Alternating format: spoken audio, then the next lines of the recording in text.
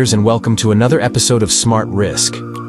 Today in this video we will talk about the institutional funding candles, a key concept that reveals the hidden manipulation behind market moves. These candles are the footprints of institutional money, and mastering them will help you align your trades with smart money, rather than falling into their traps and becoming a victim of manipulation. But that's not all. I'll also share a powerful trading plan built around institutional funding candles that has the potential to skyrocket your win rates. So, be sure to watch every part of this video carefully. We'll break everything down step by step, giving you all the tools you need to fully master IFC candles. We always appreciate your support, so please give this video a thumbs up and subscribe to our channel if you are new. See you after intro.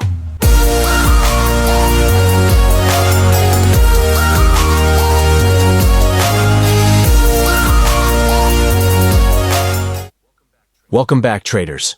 So, let's get started. We all know that market manipulation exists, and will always exist. Institutions and smart money are often the driving forces behind this manipulation, which causes losses for many retail traders. But here's the key. The market is fractal, and smart money cannot completely hide its footprints. As a smart money trader, your goal is to spot these footprints to align yourself with institutional money rather than being on the opposite side, which often leads to losses. One of the most effective ways to identify these footprints is by correctly recognizing institutional funding candles, IFCs. These candles represent manipulation plays in the market, and properly analyzing them gives you a perfect edge in predicting the market's next move. Now, let's start with the basics. What IFC candles are, and how to identify them on a price chart. So, what is an institutional funding candle? An IFC is a candlestick, or series of candles, that clears noticeable liquidity above or below a major structure. These candles are formed during market manipulation, where liquidity is taken out just before a sharp move in the opposite direction.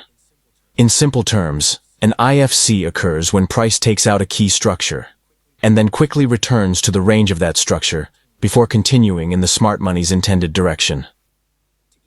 To easily identify an IFC candle in the market, you need to follow these steps. Here's how it works. Identify candles with large bodies or long wicks that stand out on the chart. Look for a sweep above or below a key level. This is where liquidity is taken before the market reverses. After the liquidity grab, confirm the reversal with strong displacement in the opposite direction, indicating a shift in market structure. Why are IFC candles important? And how can we use them?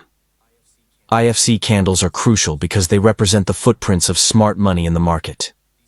These candles manipulate price by taking out retail traders' positions and highlighting areas where large volumes are traded just before a sharp move in the opposite direction. These candles mark zones where smart money artificially enters to clear liquidity, initiates the remaining portion of their positions. When the price returns to these zones, it often reacts and reverses in the opposite direction.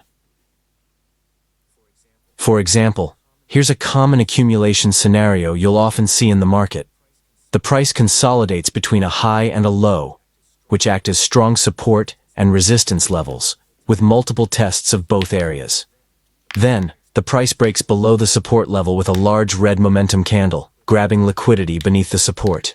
Immediately after, the price rebounds above the support area with a bullish engulfing candle and rapidly pushes toward the buy-side liquidity above the resistance level.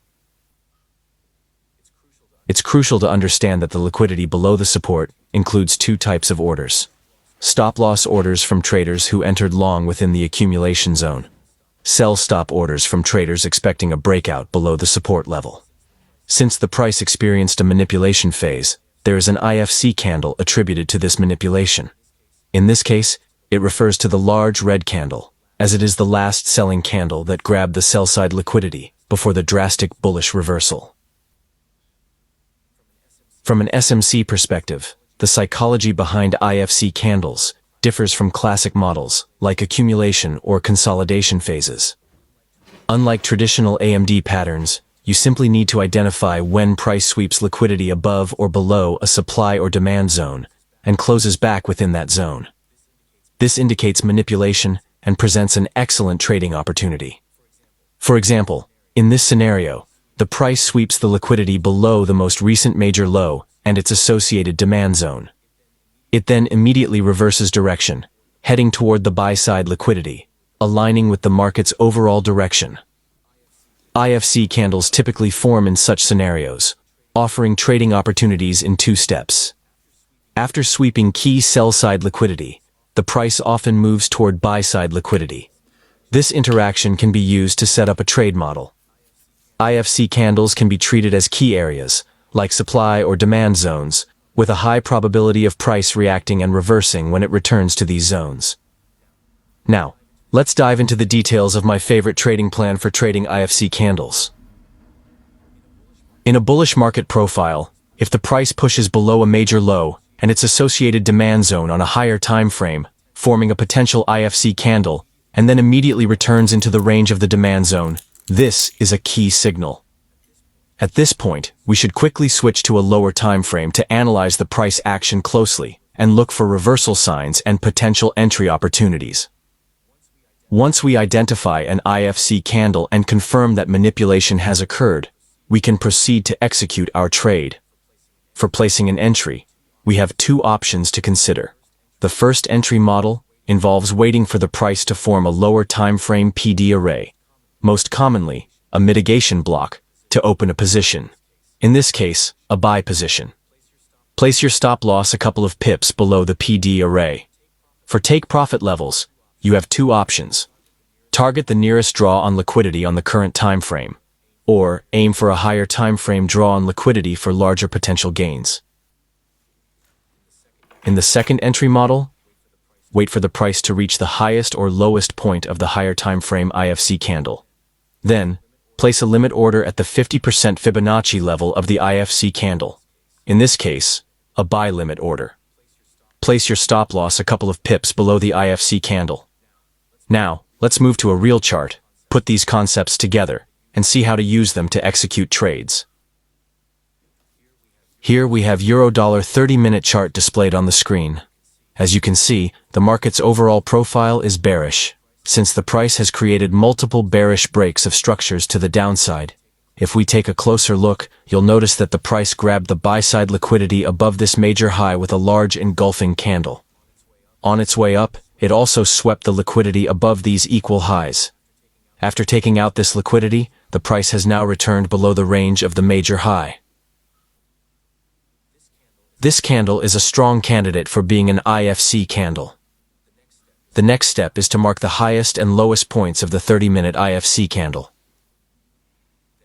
Then, I'll zoom into a lower time frame, in this case the 5-minute chart, to look for potential confirmations and entry opportunities. Now, with the 5-minute chart on the screen, the goal is to patiently wait for the price to form both a market structure shift and a 5-minute PD array. Once these conditions are met, we can look for an entry to go short from the 5-minute PD array. As you can see, the price continues to drop, confirming the IFC candle.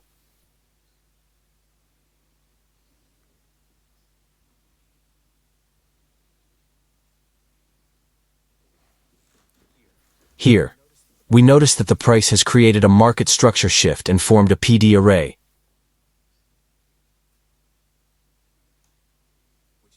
which in this case is a mitigation block. The sequence is clear. A swing high, followed by a swing low, then a lower high,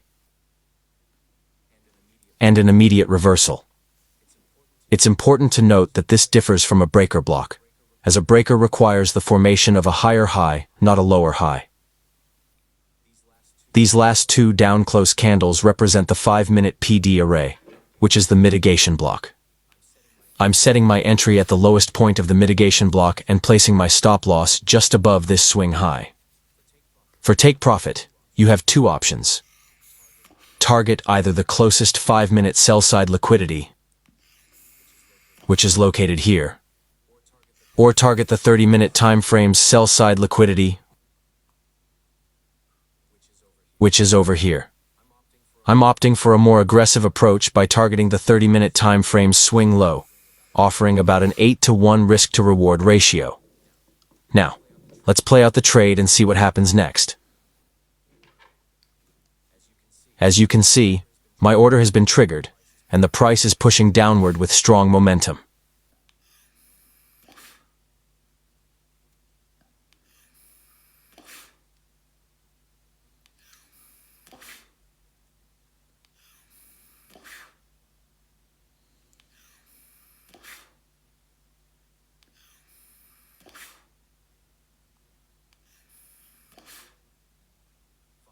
Finally, the price has successfully reached the take-profit level.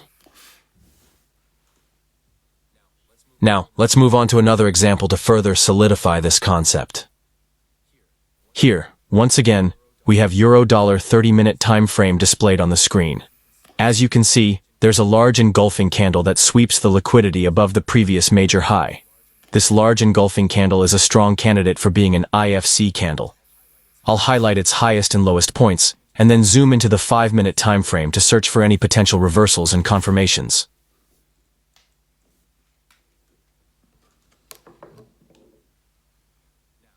Now, on the 5-minute time frame, we need to patiently wait for the price to drop into the IFC candle's range, confirming that a manipulation phase has occurred. As you can see, after sweeping the buy-side liquidity above the major high, the price immediately reverses its direction and returns into the range of the major high. This gives us the confluence we were looking for. However, for additional confirmation, I'm going to wait for the price to reach the lowest point of the IFC candle before taking any further action.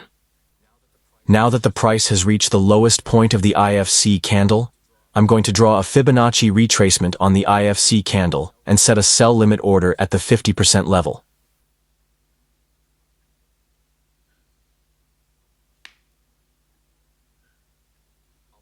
I'll place my stop loss just above the highest point of the IFC candle. For the take profit, I'll target the next sell-side liquidity below this swing low, providing a 4-to-1 risk-to-reward ratio.